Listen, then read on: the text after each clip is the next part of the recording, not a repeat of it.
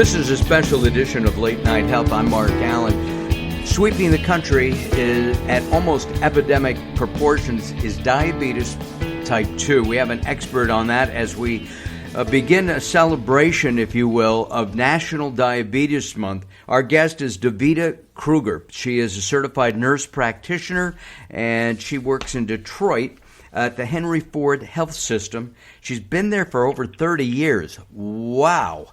Davida, that's amazing in itself. That's another conversation for us. Let's take a look at something. Yeah. And that is with COVID and the pandemic. If a person has diabetes, are they more at risk than, say, the average person? So if a patient has diabetes, they are at greater risk for COVID and complications related to COVID. Remember, if a patient has type 2 diabetes, they've already most likely have high blood pressure, elevated lipids. They may have had a heart attack. They may have neuropathy, eye disease.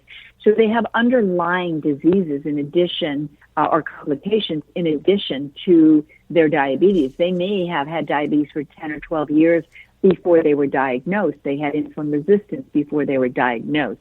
So the key is to keep them to take their diabetes super serious, both for the provider and the patient, as well as to keep their diabetes in top-notch control, not only to decrease the risk of complications, but to prevent COVID, as well as if they get COVID, so they have a better outcome.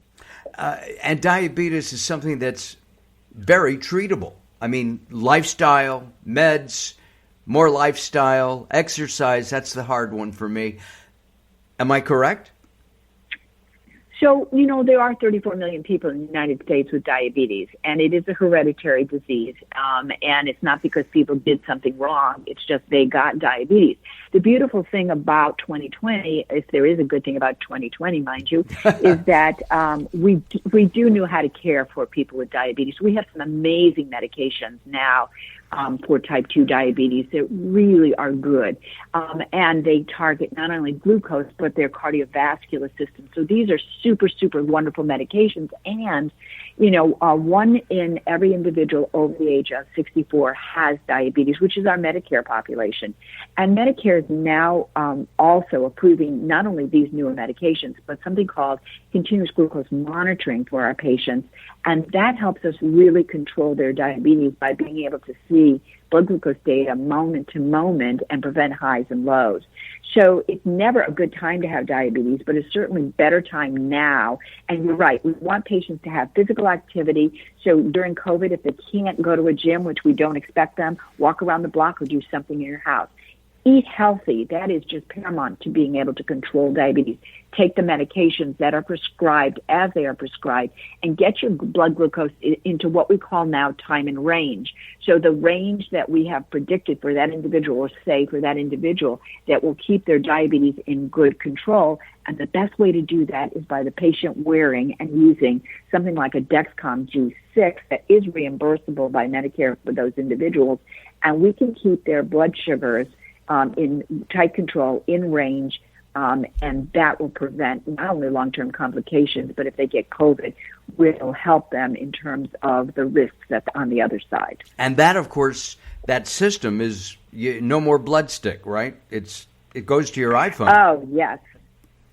It's phenomenal. So it's a little teeny patch that you wear on your tummy. It's a sensor with a tiny wire under the skin with a transmitter that beams, I call it beaming. It's Bluetoothing it to the patient's smartphone or to a receiver. And if it's on your smartphone, it automatically goes up into a cloud, and then I can access the information in the cloud. If they use a receiver, they can upload it, and I can still see it.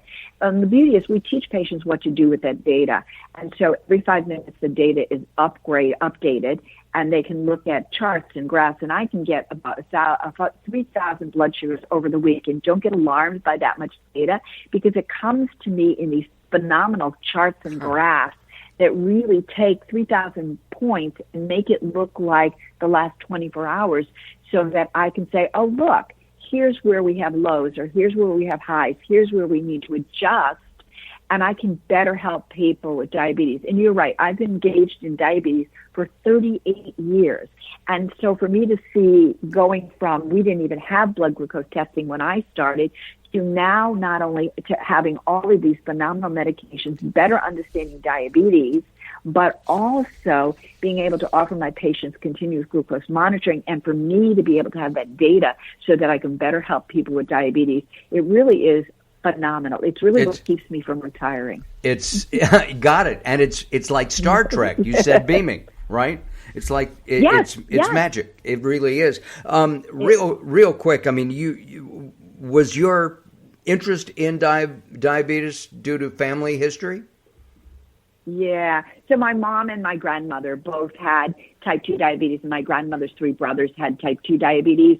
And so they both died in 1980, 81, and I came to this job in 82, before we had any of these wonderful things that I can offer my patients.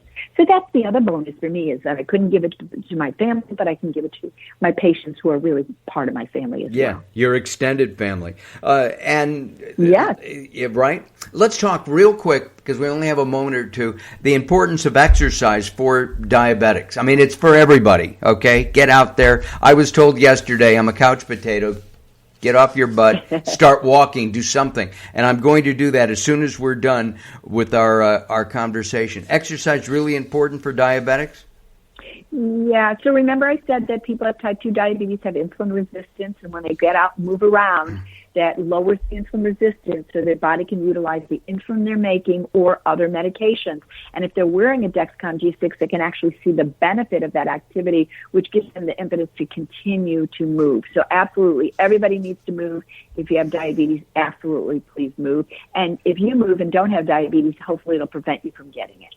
And I mentioned at the top of our talk that diabetes type 2 is ravaging America. It's at epidemic proportions, isn't it?